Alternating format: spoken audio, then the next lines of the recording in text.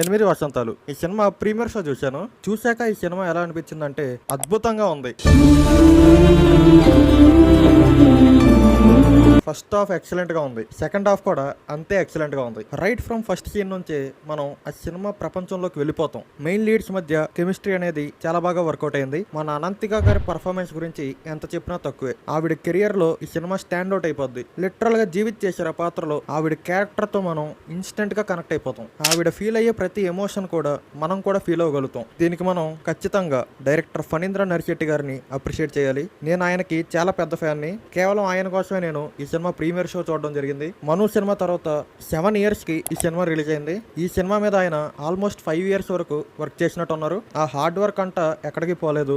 మనకి ఆ స్క్రీన్ మీద ఎక్సలెంట్ అవుట్పుట్ తో మనకి కనిపిస్తుంది. జస్ట్ టీజర్ అండ్ ట్రైలర్ కి ఆయన ఒక సెపరేట్ స్క్రీన్ ప్లే రాసుకుంటారు. ఇంకా సినిమా విషయంలో ఇంకెంత కేర్ఫుల్ గా ఉంటారు చెప్పండి. ఆర్ట్ మీద ఉన్న ప్యాషన్ అనేది మనకి ఎవ్రీ ఫ్రేమ్ లో కనిపిస్తుంది. ప్రతి చిన్న దానికి కూడా కేర్ తీసుకున్నారు. అది మనకి సినిమా చూస్తున్నప్పుడు క్లియర్ గా కనిపిస్తుంది. ఎవ్రీ ఫ్రేమ్ కూడా ఒక పెయింటింగ్ లాగా ఉంటది. సినిమాటోగ్రఫీ ఎట్ ఇట్స్ బెస్ట్ అని చెప్పుకోవచ్చు. సినిమాటోగ్రాఫర్ విశ్వనాథ్ గారిని దీనికి గట్టిగా అప్రిషియేట్ చేయాలి. సినిమాలో 2 ఫైట్ సీన్లు ఉంటాయి. అవి కూడా మంచిగా పుల్ ఆఫ్ చేశారు. సెకండ్ హాఫ్ లో వచ్చే ఫైట్ అయితే సెపరేట్ టోన్ లో ఉంటది, అదిరిపోద్ది. ఇంకా సినిమాలో ఇంకొక మేజర్ హైలైట్ ఏంటంటే చెప్పాలంటే ఇదే హైలైట్. అదే ఫణీంద్ర నరిశెట్టి గారు రాసిన డైలాగ్స్ చాలా ఇంపాక్ట్ఫుల్ గా అండ్ మీనింగ్ఫుల్ గా ఉన్నాయి. లిటరల్ గా థియేటర్ లో ఉన్న ఆడియన్స్ ఆ డైలాగ్స్ కి చప్పట్లు కొడుతున్నారు, విజిల్స్ వేస్తున్నారు.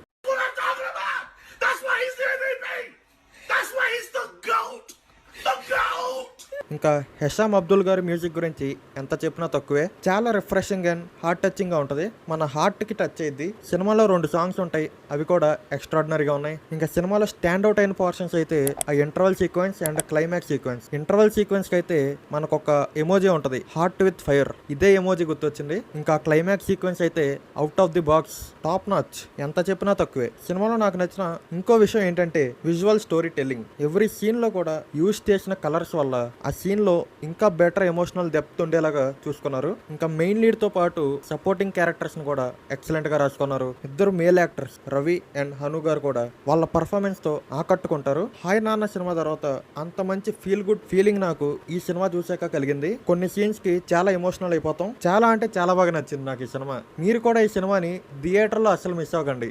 డెఫినెట్ గా థియేటర్ లో చూడాల్సిన సినిమా ఇది. అండ్ ఫణీంద్ర నరిశెట్టి గారి నెక్స్ట్ సినిమా కోసం ఈగర్ గా వెయిట్ చేస్తూ ఉంటా. థ్యాంక్ యూ ఫణీంద్ర గారు ఇలాంటి ఒక మంచి సినిమాని మాకు ఇచ్చినందుకు. సో అది మరి 8 వసంతాల మీద నాకున్న ఒపీనియన్. మీరు కూడా సినిమా చూసినట్టయితే మీకు ఎలా అనిపించిందో కింద కామెంట్ చేయండి. వీడియో నచ్చినట్టయితే లైక్ చేయండి. అండ్ అలాగే మన ఛానల్ కి సబ్స్క్రైబ్ అయితే చేసుకోండి. నేను మీ ఫిల్మీ ట్రాక్స్. మనం మరొక వీడియోతో మళ్ళీ కలుద్దాం.